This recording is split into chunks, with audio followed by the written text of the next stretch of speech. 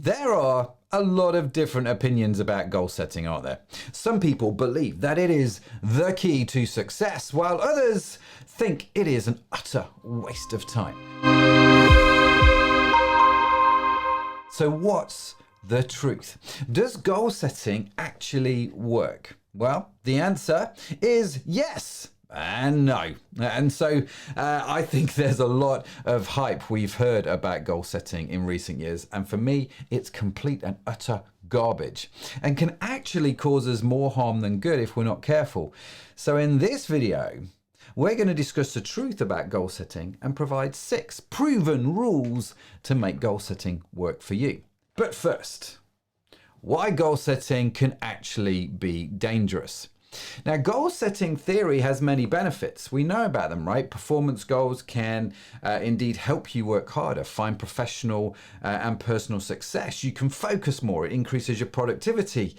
And we know this because of decades and decades of research, right? You can even live a more fulfilling life, which all sounds great and wonderful.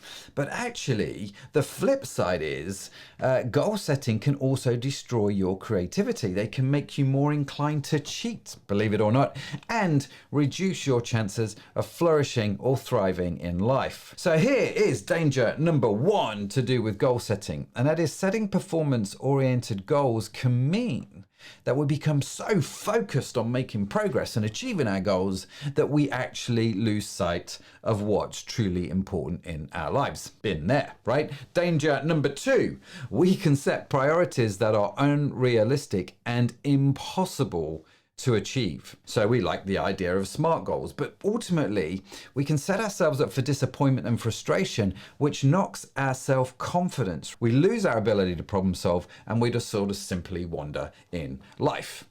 How many of you can give me an amen to that?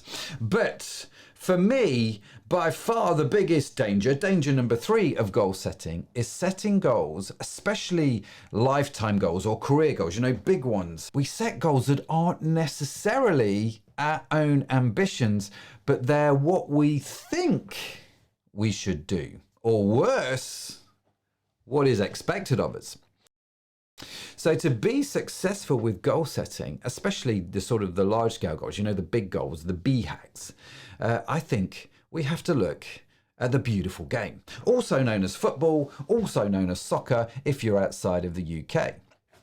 I think football teaches us that there are 6 things that ultimately lead us in the right direction, help us achieve our objectives and become successful in this whole area of goal setting. Plus, it's just great to have a sports analogy. Yes, it is. Okay, so here are 6 proven rules to make goal setting work for you according to the beautiful game. Rule number 1, set the boundaries. Now, football works because it has boundaries, and the boundaries define the field of play. This is where the game must be played. And the same is said for us. Before we set our goals, we need to set our boundaries. What are our boundaries? You see, these are our values, and our values define the field on which the game must be played. I don't think you can set a goal in the absence of knowing your values. Otherwise, chaos ensues and you inevitably chase the wrong thing. You kind of do something because you should do it and not because it's authentic to you and who you are. I believe it's totally crucial to take the time before you do any goal setting to understand your personal, your family, and your work values to define your field of play. Rule number 2, we set the rules. Oh yes. To stop, we all love rules, right? To stop the beautiful game descending into chaos, you need to clearly define the rules. What are your rules of life? And for me, these come out of knowing your values, your purpose, the reason you're here, and also what's important to you. Clearly articulate your rules. What are they? So if you have a rule, for example, that says, I have to be home by 6 p.m. every night, well, you can't then go and set a goal which requires you to work until 7 every night because it's broken one of your rules. So what are your rules? Once you know these, setting goals becomes much easier because you can ensure the game is being played on your terms. It's a beautiful thing. Rule number 3, know your team. Now, football is not a solo sport, and neither is your life. There is a team. There are people that play it with you, right?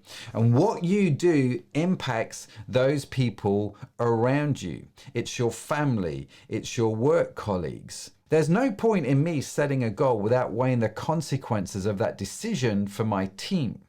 Now, I might want to, for example, double my company's sales. But what if my team is already flat out working? I might like the sound of that goal, but it might not be, well, totally life-giving to my already overworked team.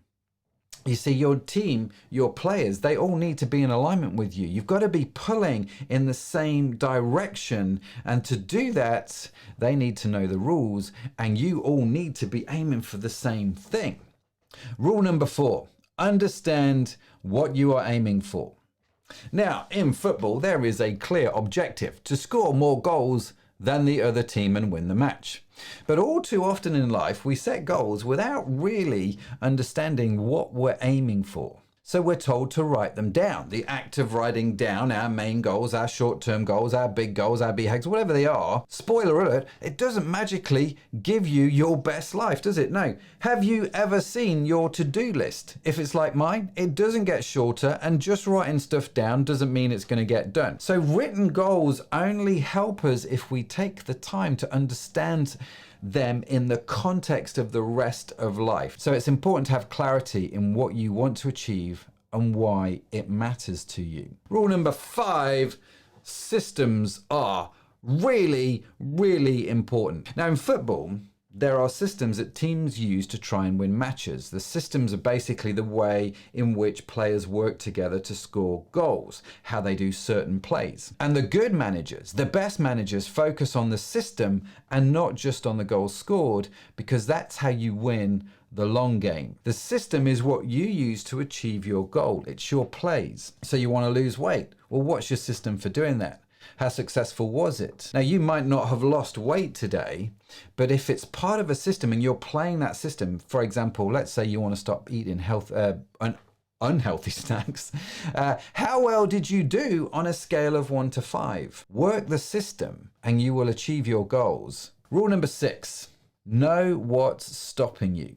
Now, in football, there is always an opponent, something that is set up to stop you scoring and frustrate you. It's the same in life. What is stopping you achieving your goals? It might be something as simple as not having enough time or not knowing how to do something. You see, the first step to overcoming these obstacles is to identify them. Once you know what they are, you can start to put in place a plan to overcome them. You've got to define them. You've got to acknowledge them. And then you can beat them. So in summary, goal setting is a complex process that involves understanding personal, family, and work values in order to set boundaries and to set rules, right? You need to be aware of the impact of the actions of those on those around you and have a clear understanding of what you're aiming for. And it's important to be aware of what's stopping us from achieving our goals and plan to overcome the obstacles that are set before us. When we do that, goal setting can actually be really powerful and not as dangerous as just the hype that we've heard over the years. So there you go. That's my thinking about goal setting and how to do it better. What about you? Do you have any other tips for goal setting?